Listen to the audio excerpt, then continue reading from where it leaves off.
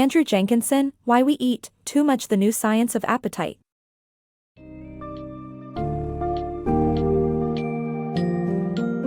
Embark on a fascinating journey through the history of life on Earth and our innate capacity to regulate energy intake, with our summary of Andrew Jenkinson's Why We Eat Too Much: The New Science of Appetite.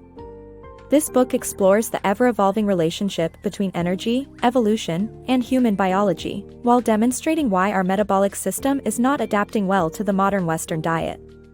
Discover the concept of endosymbiosis, the influence of oxygen processing, the impact of cooking, and the role of leptin in controlling weight. Delve into the intricate tie between energy consumption, organ growth, and the human brain, and understand how our body's negative feedback systems aim to prevent obesity.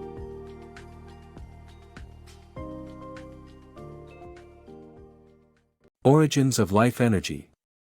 Our planet starts with simple carbon-based chains of chemicals that found a formula to replicate themselves. These structures grew into increasingly complex replicants until the single-cell bacterium appeared. The bacterium's DNA code allows it to reproduce and grow, but it needs energy. Early bacteria couldn't process oxygen, limiting their energy generation. Then, a new kind of bacterium that could process oxygen emerged, creating a powerhouse that could generate vast amounts of energy.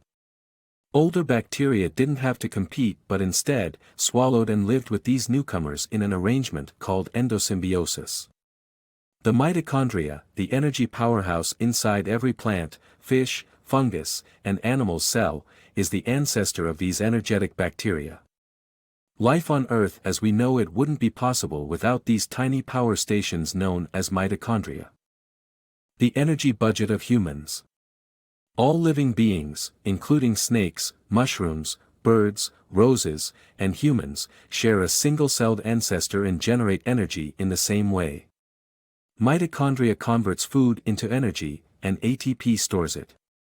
Humans have big brains because they skimp on other organs. An animal's energy budget is related to its size. Larger animals require more energy, and primates have similar energy budgets to humans. Gorillas' gastrointestinal tracts are significantly longer because they don't cook their food. Fire's pivotal role. Pre-humans evolved larger brains due to the discovery of fire, which allowed them to transfer energy resources to their brains. The advent of fire coincided with cephalization, the evolution of larger-than-average brains. By cutting up meat and cooking it over fire, our ancestors made it easier to chew, swallow, and digest. This made the transfer of energy to the brain more efficient, freeing up energy for an ever larger brain. The discovery of fire not only changed the way we ate but also made us who we are culturally and biologically. Negative feedback systems and survival. The book emphasizes the significance of negative feedback systems in the survival of Homo sapiens. All living organisms need negative feedback systems to keep their body functions and behaviors in check. The human body's survival depends on timely self-correction in case of dangerous deviations. Negative feedback systems have two components, a sensor and a switch. An example of this is the kidney, which regulates hydration through two switches, thirst and urine production. The kidney senses hydration levels and sends messages to these switches accordingly. The same system is used to control energy consumption, use, and storage in the human body. The body's negative feedback system. Our bodies have negative feedback systems for regulating various bodily functions, such as water intake and energy storage. The body can hoard energy temporarily, but overeating raises the metabolic rate, preventing excessive weight gain. The experiment by Ethan Sims in 1976 on overfeeding inmates confirmed that overfeeding can increase the metabolic rate by up to 10%. This finding suggests that our bodies also have negative feedback systems that protect against excessive weight gain, but it remains unclear whether the same mechanism protects against weight loss. The physiology of dieting. The concept of weight loss is seemingly straightforward: burn more calories than you consume. However, research has shown that calorie restriction can lead to a lowered metabolic rate, which hinders weight loss efforts. A study conducted in 1944 by nutritional scientist Ansel Keys has revealed that a severe reduction in calories can cause a 50% decrease in metabolic rate, leading to weight gain once normal eating resumes. The body's response to calorie restriction is triggered by a survival mechanism, which conserves energy and stores fat.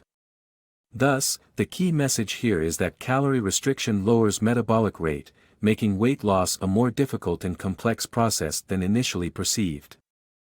Hormonal messengers in weight control. Our body's metabolic rate reduces during calorie restriction as it tries to conserve energy, leading to slow burning of fuel and storage of energy in fat cells. Hormonal messengers control our weight, with leptin acting as a communication channel between fat cells and the brain's weight control center. Leptin informs the brain of the amount of energy stored, operating switches that turn hunger on or off and raise or lower metabolism.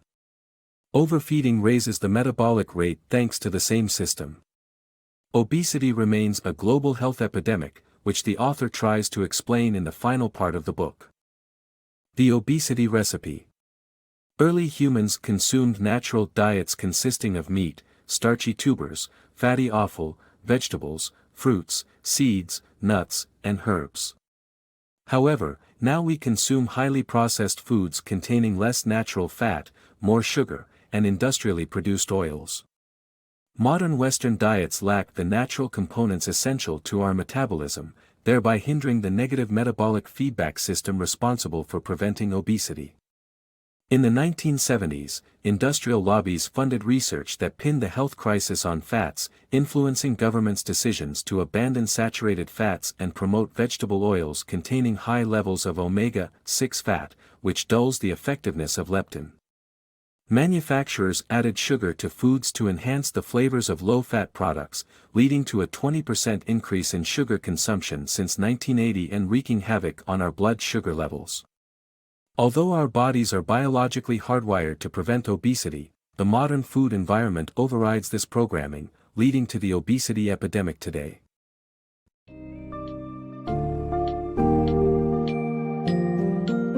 In conclusion, Why We Eat Too Much: The New Science of Appetite provides valuable insights into the evolutionary journey of our energy regulation system, and highlights the importance of understanding our innate metabolic feedback mechanisms.